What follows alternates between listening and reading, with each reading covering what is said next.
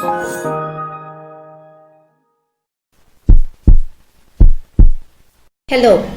I am Dr. Anisha Ashok from Laser and Laparoscopic Hospital. Today I would like to discuss with you obesity and its related complications and the different surgeries we provide. What is obesity? Obesity or overweight means excess of fat that is being deposited. So what are the causes of obesity? Obesity has various factors that cause it. One is reduced physical activity or exercise. So if people are consuming a lot of junk food, a lot of carbohydrates and sugar, and there is no physical exercise, it can lead to obesity. Second is hormonal related changes. If you are suffering from polycystic ovaries or if you are having hypothyroid, you can have obesity also. Genetic factors and familial factors also play a role in this. Certain drugs and medications can cause obesity. And also if you're feeling depressed, or there are some psychological factors that cause excessive eating habits. So what happens if you are obese? What are the risk factors involved? So obesity causes many complications. The most common is type 2 diabetes mellitus. So around 70% of diabetic patients are obese patients. Apart from diabetes, you can have high blood pressure, you can have problems related to your heart, you can have stroke, sleep apnea or difficulty in sleeping while lying down. You can also have problems related to your joints or osteoarthritis, difficulty in breathing, and a lot of infertility problems or difficulty in becoming pregnant. So when a patient comes to us, what do we do next? First, we have to measure something called the BMI or the body mass index of the patient. So what is this body mass index? It is calculated by weight in kg by the height in meter square. BMI is less than 25, it is considered as normal. If the BMI is 25 to 29.9, it is overweight. If it is 30 to 34.9, it is grade 1 obesity. And if it is 35 to 39.9, it is grade 2 obesity. 40 to 49.9 is morbid obesity, and more than 50 is super obesity. Apart from the body mass index, we calculate the waist circumference of the patient, which is the fat around your waist. If it is more than 35 inches in a woman or more than 40 inches in a man, it is considered as obesity. Now apart from this, we also calculate the blood pressure and the sugar along with the pulse, BP, and the saturation of the patient. We operate on every patient that comes to us. The answer is no. So the surgery and the treatment depends upon the patient, upon the body mass index, their associated comorbidities and risk factors also. Patients in the overweight range of more than 25 BMI, we give them a strict diet chart and an exercise regimen. Now if the patient exceeds 30 or 32, and if they have comorbidities associated with it along with difficulty in exercise, so they are not reducing weight in spite of exercise or diet, then we provide surgery.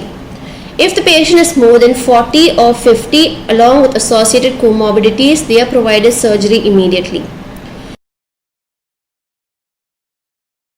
So before any type of bariatric surgery, we ask the patient to start following a proper diet chart. So they have to meet with our dietitian who provides them with a strict diet regimen and an exercise regimen that has to be followed every day. So at least a 30-minute of vigorous exercising has to be done. The commitment of the patient is very important during bariatric surgery so that they don't go back to their old habits of eating junk food. So we start them on healthy food, reduce carbs and reduce sugars at least a month prior to surgery. 2 weeks before the surgery, we ask them to take a lot of fluids, and then we provide them with the surgery. Now I would like to add that doing the bariatric surgery in patients with a BMI of more than 30 or more than 40 with comorbid conditions like uncontrolled sugar and diabetes and uncontrolled hypertension gets reversed. So this gets corrected after the bariatric surgery. And also the pregnancy and the chances of becoming pregnant and the fertility gets better after bariatric procedures. Now this bariatric surgery is done by minimally invasive method or laparoscopic method. So this has faster recovery rates and less pain and less blood loss, less post-operative complications also. Now there are various types of bariatric surgery. We have the restrictive procedures and the malabsorptive procedures. Now what are the restrictive procedures? Means we are restricting the amount of food that is entering the stomach, hence the amount of food is reduced and the patient loses weight. In a malabsorptive procedure, what we do is the amount of food that enters, so all the food does not get absorbed. So some of the food gets converted and they are passed out into the stools. So there is a portion of the intestine that gets bypassed. Now we also do hybrid procedures where there's a combination of restrictive and malabsorptive. Truly malabsorptive, there's only malabsorptive procedures. When you perform, you have a lot of vitamin deficiencies involved with it.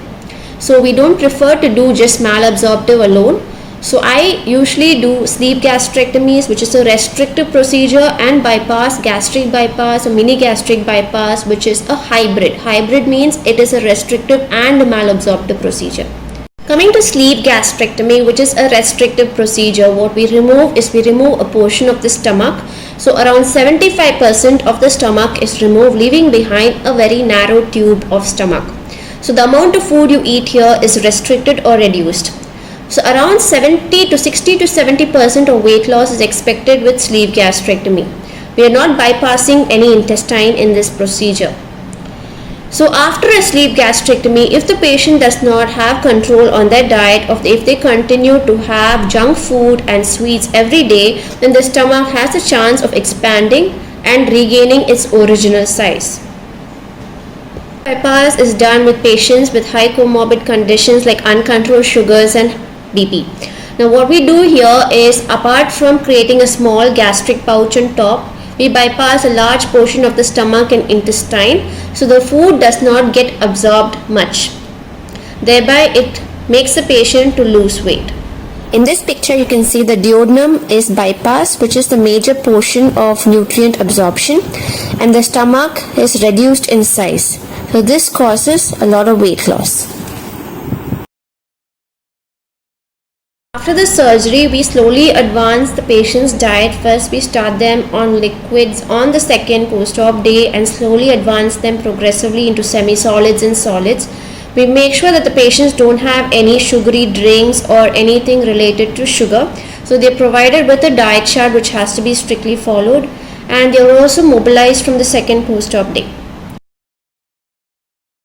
I'd like to add about childhood obesity or children obesity. It's very common for a child to become obese, and this needs to be looked at the very early stage, because prevention is much better than anything else. So make sure your child has enough good nutritious food, reduce the carbs and the sugar intake, and make sure they get enough physical exercise every day. Thank you.